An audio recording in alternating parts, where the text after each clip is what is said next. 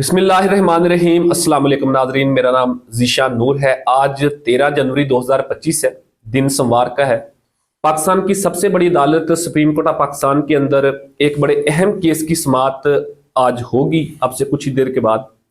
और पाकिस्तान की तारीख का एक अहम तरीन केस जो है वो फाइनल होने जा रहा है आईनी बेंच के सामने। अब बेसिकली 26वीं आईनी तरमीम के बाद सुप्रीम कोर्ट के अंदर दो तरह की डिवीजन हो गई थी।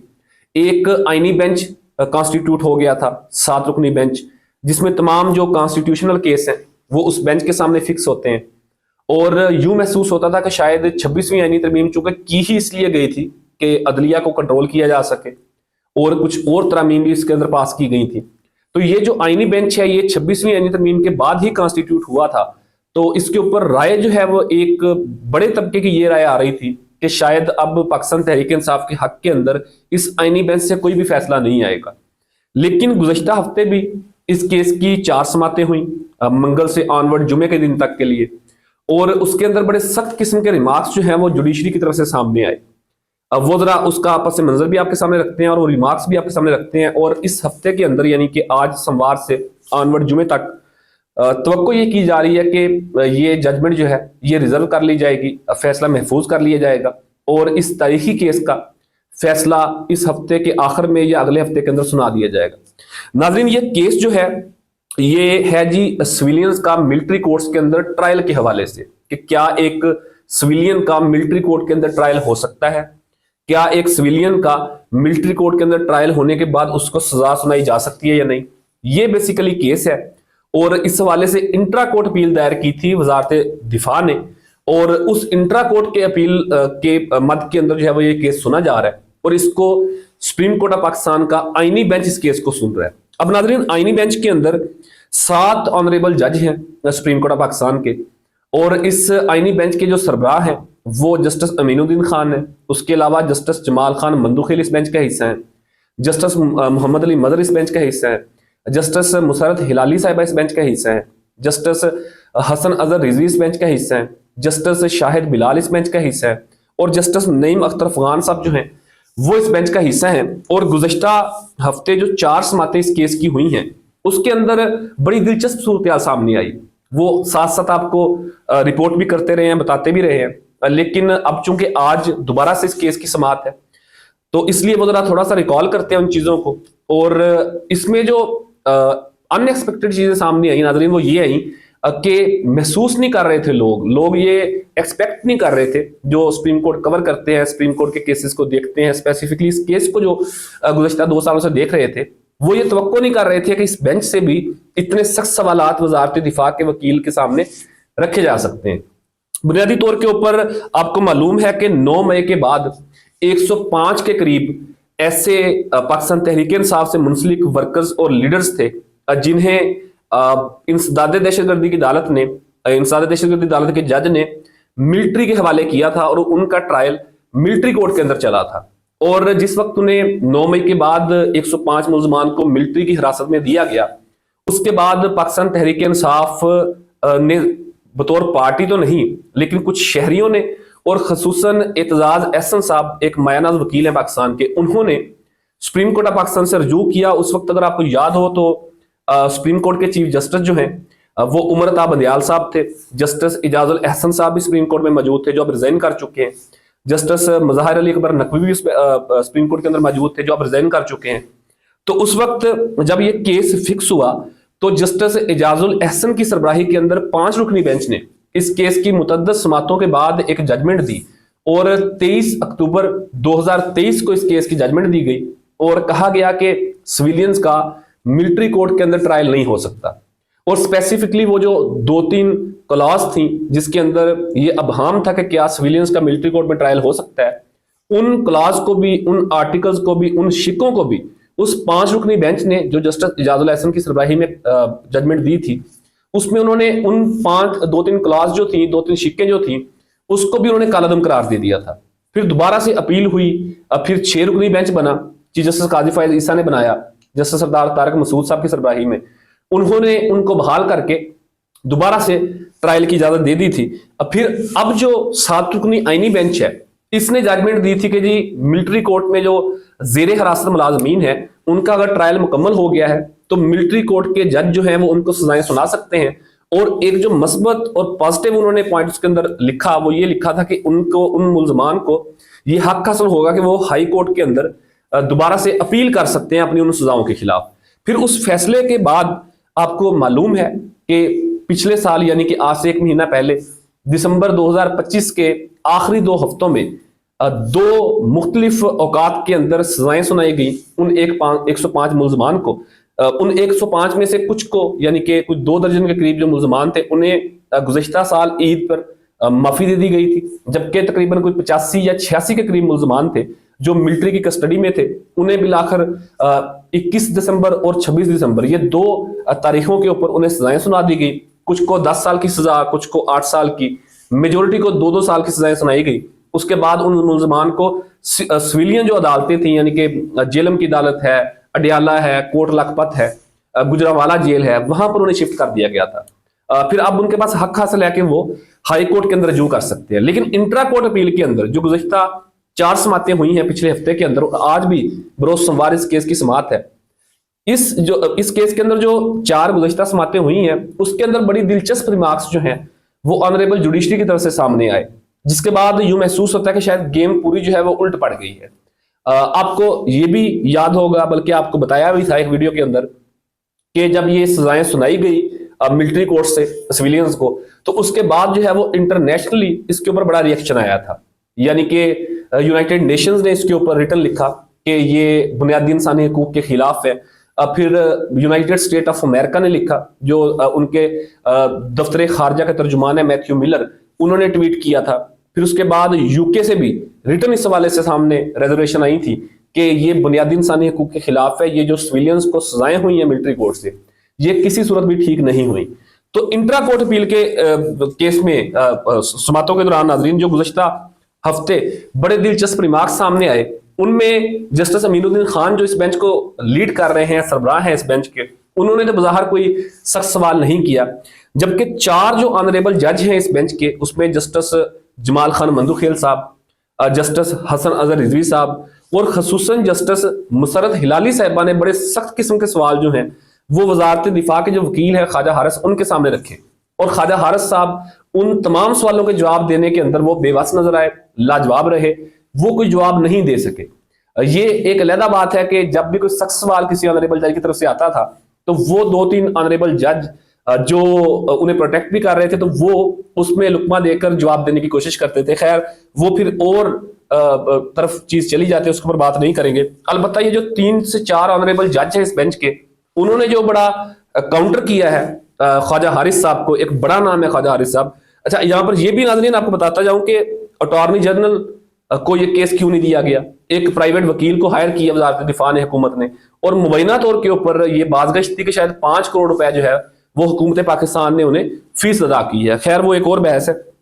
ये जो केस सिविलियंस का मिलिट्री कोर्ट्स के हवाले से चल रहा है, इसमें गुज़श्ता हफ्ते के जो 4 समातें थी उसमें जस्टिस जमाल खान मंदुखेल साहब ने बड़े अहम रिमार्क्स दिए, बड़े मुश्किल सवाल जो हैं वो उन्होंने ख्वाजा हारिस साहब के सामने रखे। उसमें से 3-4 जो अहम पॉइंट्स हैं, 3-4 जो अहम नुक्ते हैं वो जरा आपके सामने रखता हूँ। जस्टिस जमाल खान मंदुखेल साहब ने यह कहा कि जी आर्मी एक्ट का इतलाक जो है वो सिर्फ फौज के ऊपर होता है, यानी कि जो फौज यूनिफॉर्म फोर्स के लोग हैं और जो सिविलियन उनके साथ काम कर रहे हैं उनके ऊपर सिर्फ आर्मी एक्ट का इतलाक होता है, उसके अलावा सिविलियंस के ऊपर इसका इतलाक नहीं होता। इसके अलावा उन्होंने ये भी कहा कि इस केस में 9 मई के मुलजमान आर्म फोर्सेस से ताल्लुक नहीं रखते, यानी कि जो 9 मई के मुलजमान थे जिन्होंने मुख्तलिफ इंस्टॉलेशन के ऊपर हमले किए, पथराव किया, जलाओ गिराव किया, उनका ताल्लुक किसी यूनिफॉर्म फोर्स से नहीं है, उनका ताल्लुक पाकिस्तान आर्मी से या आर्म फोर्सेस से नहीं है। ये एक संजीदा सवाल है कि अगर उनका ताल्लुक किसी आर्म फोर्सेस से नहीं है तो उनका केस मिलिट्री कोर्ट के अंदर कैसे चल सकता है। ये नुकता भी उन्होंने ख्वाजा हारिस साहब जो वजारत दिफा के वकील थे उनके सामने रखा। उसके बाद उन्होंने कहा जी कि मैं मतलब इतनी मेरी सर्विस हो गई है जुडिशरी के अंदर, मैं आज भी अपने आप को परफेक्ट नहीं समझता। मतलब मैं फैसला लिखते वक्त कई दफा सोचता हूं कि यार मैं गलत फैसला ना कर दूं, मैं अभी भी अपने आप को मुकम्मल तौर पर परफेक्ट नहीं समझता।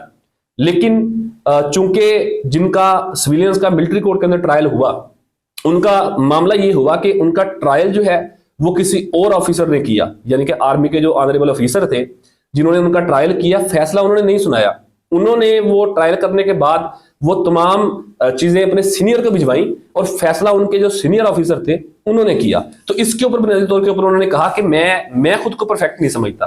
तो फिर वो जो ऑनरेबल ऑफिसर थे आर्मी के, जैक ब्रांच के, जिन्होंने ये फैसला सुनाया, वो कितने परफेक्ट हो सकते हैं कि उन्होंने धर्म से ये फैसला सुना दिया, 10-10 साल की सजाएं दे दी, 8-8 साल की सजाएं दे दी, और ट्रायल भी उन्होंने नहीं किया। ट्रायल उनके मातहत जो अफसर थे उन्होंने किया। तो ये उन्होंने एक बुनियादी नुक्ता जो है वो सामने रखा। इसके अलावा उन्होंने एक और जो है वो बड़ा अहम सवाल किया कि माजी के अंदर कुछ वाकयात ऐसे हुए, यानी कि त्यारा हाईजैक केस था जो मियां नवाज शरीफ के हवाले से केस है, इसके अलावा GHQ के ऊपर हमले के हवाले से केस है। उन्होंने कहा जब उन लोगों का ट्रायल जो है वो इंसदाद दहशतगर्दी की अदालत के अंदर हुआ तो इन 9 मई के मुल्जमान ने ऐसा कौन सा बड़ा कसूर कर दिया था कि उनका ट्रायल जो है मिलिट्री कोर्ट के अंदर हो रहा है। ये उन्होंने बड़ा अहम नुक्ता जो है वो सामने रखा। फिर उन्होंने ये भी कहा कि कहा जाता है कि पार्लियामेंट सुप्रीम है, लेकिन वो कहते हैं कि मेरी नजर में जो है वो आइन सुप्रीम है। ये भी उन्होंने एक बड़ा अपनी थिंकिंग, अपना माइंड जो है वो क्लियर करके लोगों के सामने रखा। अब पार्लियामेंट के हवाले से बात आई तो उन्होंने ये भी कहा कि कल को अगर पार्लियामेंट कोई कानून साजी कर देती है कि तिरछी आंख से कोई किसी की तरफ देखता है तो वो जुर्म है, तो फिर अगर कोई तिरछी आंख से किसी की तरफ देख लेता है, जुर्म हो जाता है, तो उसका ट्रायल कौन सी अदालत के अंदर होगा? क्या वो अदालत कायम करना पड़ेगी? तो इसको बेसिकली उन्होंने लिंक किया कि पार्लियामेंट जरूर सुप्रीम है, पार्लियामेंट को कानून साजी करने का जरूर हक है, लेकिन आइन जो है वो सबसे बड़ा सुप्रीम है। तो ये भी उन्होंने बेसिकली क्लियर किया। तो ये 4-5 जो उन्होंने सवालात वजारत दिफा के वकील के सामने रखे, उन्हें इसके ऊपर कोई जवाब नहीं आया, वो लाजवाब रहे। इसके बाद फिर जस्टिस मुसर्रत हिलाली साहिबा ने, जो बुनियादी तौर के ऊपर पहले दिन खामोश नहीं, मंगल के रोज, गुज़श्ता हफ्ते जो मंगल के रोज पहली समात थी उसमें वो खामोश नहीं, लेकिन उससे अगली 2-3 समातों के अंदर उन्होंने बड़े सख्त सवालात जो हैं वो वकील के सामने रखे। 2-3 अहम पॉइंट्स मैं आपके सामने रखता हूं। एक तो उन्होंने कहा कि जी 9 मई के एहतजाज जो हुआ था उसके जो मुल्जमान थे उन्हें फौजी तहवील में लिया गया, यानी कि जो 9 मई के मुल्जमान थे 105 जिन्हें इंसदाद दहशतगर्दी की अदालत ने मिलिट्री कोर्ट के हवाले किया था, तो जो उन्होंने कहा कि 9 मई के मुल्जमान को मिलिट्री कोर्ट के हवाले किया गया तो उस वक्त कोई मार्शल लॉ तो नहीं लगा हुआ था, कोई इमरजेंसी नाफज तो नहीं थी, तो उनके केस इंसदाद दहशतगर्दी की अदालत में भी चल सकते थे। फिर इसके ऊपर उन्होंने ये भी कहा कि जब इंसदाद दहशतगर्दी की अदालत के जज ने उन मुल्जमान को मिलिट्री की हिरासत में दिया तो उन्होंने कोई जजमेंट लिखी होगी, कोई फैसला लिखा होगा, वो फैसला कहां पे है वो हमारे सामने रखा जाए। तो ये बेसिकली उन्होंने 2-3 बड़े अहम सवाल जो हैं वो जस्टिस मुसर्रत हिलाली साहब ने उनके सामने रखे। फिर जस्टिस हसन रजा रिजवी साहब और जस्टिस नईम अख्तर अफगान साहब जो हैं इस बेंच का जो हिस्सा है, उन्होंने 2-3 बड़े अहम सवाल जो हैं वो उन्होंने वकील साहब के सामने रखे और वो बिल्कुल उसका जवाब नहीं दे सके। वो सवाल क्या थे? एक तो उन्होंने ये कहा कि सिविल अदालत, मतलब यानी कि जो इंसदाद दहशतगर्दी की अदालत थी जहां पर इनिशियली उन मुल्जमान को पेश किया गया था, उसके बाद मिलिट्री की हिरासत में लिया गया, वो कहते हैं कि उनको उस जज साहब ने किस फैसले की बुनियाद के ऊपर मिलिट्री के हवाले किया। यानी कि ये म्यूचुअल सवाल जो है वो 2-3 ऑनरेबल जजेस की तरफ से सामने आया कि वो हमें वो फैसला दिखाया जाए कि जिसके तहत उन्हें मिलिट्री की हिरासत में दिया गया। वो तो फैसला एग्जिस्ट ही नहीं करता, वो तो फैसला मौजूद ही नहीं है। तो इसके ऊपर भी वो वकील साहब जो थे वो लाजवाब रहे। फिर उन्होंने एक और बड़ा अहम सवाल जो है वो सामने रखा कि अगर हम 23 अक्टूबर का फैसला, जिसका मैं पहले जिक्र कर चुका हूं कि जो जस्टिस इजाजुल एहसन की सरबराही में 5 रुकनी बेंच ने सुनाया था, वो कहते हैं कि अगर हम उस फैसले को बहाल कर देते हैं और वो जो 3-4 शिक थी जो कलअदम करार दे दी गई थी, अगर उस फैसले को एज इट इज हम बहाल कर देते हैं तो फिर उस फैसले का इन सजाओं के ऊपर क्या असर होगा, इसका भी वकील साहब के पास जवाब नहीं था। तो बुनियादी तौर के ऊपर जो आईनी बेंच के ऑनरेबल जजेस हैं उन्होंने उलझा के रख दिया है वजारत दिफा के वकील ख्वाजा हारिस साहब को। और पिछला पूरा हफ्ता जो है जो 4 समातें हुई वो बड़ी मजेदार, बड़ी दिलचस्प और बड़ी मैनी खेज जो है वो समातें हुई। बड़े सख्त किस्म के सवाल उनके सामने रखे गए और पिछला पूरा हफ्ता तो बज़ाहिर जुडिशरी का हफ्ता था और डिफेंस काउंसिल जो है यानी कि जो वकील साहब हैं ख्वाजा हारिस साहब, वो काउंटर नहीं कर सके, वो कोई प्रॉपर जवाब नहीं दे सके। और आज फिर दोबारा से इस केस की समात है और यूं महसूस होता है कि शायद इस हफ्ते के अंदर तमाम चीजें कंक्लूड होके या तो जजमेंट रिजर्व हो जाएगी या फिर फैसला सुना दिया जाएगा। अगर तो नाज़रीन इस केस का फैसला मिलिट्री कोर्ट्स के खिलाफ आता है, फिर वो जो 2 साल का जो बयानिया था 9 मई के बाद से अब तक, जो मुतअद्दिद प्रेस कॉन्फ्रेंस थी अदारे के तर्जुमान की तरफ से और जो सजाएं सुनाई गई थी मुल्जमान को, और अगर वो ये फैसला ही कालादम हो जाता है तो फिर उनका क्या बनेगा। और वो जो एक बयानिया पूरा मतलब बनाया गया था दूसरी तरफ से, उसका क्या बनेगा। बज़ाहिर 9 मई के ऊपर मेरी जाती तौर के ऊपर बतौर पाकिस्तान के शहरी के, बतौर सहाफ़ी के, मेरी जो जाती राय है 9 मई के हवाले से वो ये है कि 9 मई नहीं होना चाहिए था। 9 मई पाकिस्तान की तारीख का एक स्याह-तरीन दिन था। अब इसके दो एंगल्स हैं। पीटीआई जो है वो ये समझती है कि हमारे लिए स्याह-तरीन दिन था, हमें क्रश करने के लिए किया गया, इमरान खान को गिरफ्तार किया गया, उसके बाद हजारों लाखों मुकदमा दर्ज किए गए, पार्टी तितर बितर हो गई, आजादी इज़हार राय का हक छीन लिया गया। वो तमाम चीजें क्लेम करती है पाकिस्तान तहरीक इंसाफ। उनका बतौर पॉलिटिकल पार्टी क्लेम हो सकता है, ठीक भी हो सकता है, गलत भी हो सकता है, उसके ऊपर राय या तो वो दे सकते हैं या उनके मुखालफिन दे सकते हैं। जबकि दूसरी तरफ अदारे की तरफ से यानी कि पाकिस्तान आर्मी की तरफ से ये क्लेम किया जाता है कि उनकी इंस्टॉलेशन के ऊपर हमले हुए, यानी कि जहां जहां फौजी तनसीबात थी वहां पर लोगों ने जलाओ गिराव किया। तो दोनों तरफ से यह कहा जाता है कि स्याह-तरीन दिन था पाकिस्तान की तारीख का। लेकिन मैं बतौर शहरी, बतौर सहाफी, मेरे लिए पाकिस्तान की तारीख का स्याह-तरीन दिन था। उसको उस पैराए में देख लें, उसको दूसरे पैराए में देख लें, लेकिन स्याह-तरीन दिन था। जो जलाओ गिराव हुआ, 25 से 26 पाकिस्तानी शहरी जो हैं वो जान से गए, 100 के करीब को गोलियां लगी, कुछ लोग डिसेबल हुए। उसके बाद पाकिस्तान की सियासत का, पाकिस्तान की इकॉनमी का, पाकिस्तान के निज़ाम का ढांचा ही बदल गया और 2 साल बड़े सख्त साल गुजरे। तो मेरे लिए तो स्याह-तरीन दिन था। बहरहाल 9 मई का 9 मई के केसेस के बाद जो मिलिट्री कोर्ट्स के अंदर ट्रायल के बाद सजाएं हुई थी, अब उनका फैसला पाकिस्तान की सबसे बड़ी अदालत करने जा रही है। आज इस केस की समाअत दोबारा से होगी और इस हफ्ते के अंदर अंदर हो सकता है कि ये रिजर्व हो जाए और इसके ऊपर फैसला सुना दिया जाए। दूसरी एक छोटी सी खबर नाज़रीन ये है कि शेर अफजल मरवत साहब जो हैं वो सलमान अकरम राजा के ऊपर बरस रहे हैं, वो पार्टी की बाकी लीडरशिप के ऊपर बरस रहे हैं। पार्टी का बयानिया और होता है, उनका इंडिविजुअली बयानिया और होता है। तो उन्होंने जो स्टेटमेंट दी थी सलमान अकरम राजा के हवाले से 3-4 दिन कबल कि जी उनका तो कोई ताल्लुक ही नहीं है पीटीआई से, वो 29 दिन जो है वो लाहौर में रहते हैं अपने घर में, एक दिन वो इस्लामाबाद के अंदर आते हैं, वो नामजद सेक्रेटरी जनरल ही नहीं है, पार्टी का इलेक्शन ही नहीं हुआ, तो असल जो सेक्रेटरी जनरल है वो कोई और है। तो इस तरह की जो उन्होंने स्टेटमेंट्स दी थी कि उनका कोई ताल्लुक ही नहीं है, ये होते कौन है सेक्रेटरी जनरल बनने वाले, इस तरह की जो स्टेटमेंट्स दी थी, उसके ऊपर जो साहिबजादा हामिद रजा है जो तर्जुमान है मुज़ाकराती कमेटी के, उन्होंने एक ट्वीट किया और उन्होंने उसमें क्लियर किया कि जी सलमान अकरम राजा की पोजीशन है वो इमरान खान की नामजद करदा पोजीशन है और इमरान खान को उनके ऊपर पूरा एतमाद है। उन्होंने बेसिकली काउंटर किया है शेर अफजल मरवत को, और मरवत साहब को उन्होंने बुनियादी तौर के ऊपर शटअप कॉल दी है कि आप इसके ऊपर बात ना करें तो बेहतर होगा। ये भी एक डेवलपमेंट थी। अब देखते हैं कि शेर अफजल मरवत की तरफ से इस हवाले से क्या रद्द-ए-अमल आता है। लेकिन बुनियादी तौर के ऊपर आज का टॉपिक जो था वो सिविलियंस का मिलिट्री कोर्ट्स के अंदर ट्रायल, उनकी सजाएं और इंट्रा कोर्ट अपील के अंदर जो आईनी बेंच में समाप्ति हो रही हैं और इस हफ्ते के अंदर किस तरफ ये केस जा सकता है, इसके लिए हमें इस हफ्ते का इंतजार करना पड़ेगा।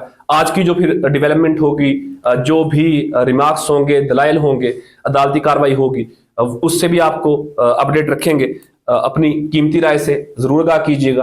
अब तक के लिए इतने, अपने मेजबान ज़ीशान को इजाजत दीजिए। अल्लाह हाफिज।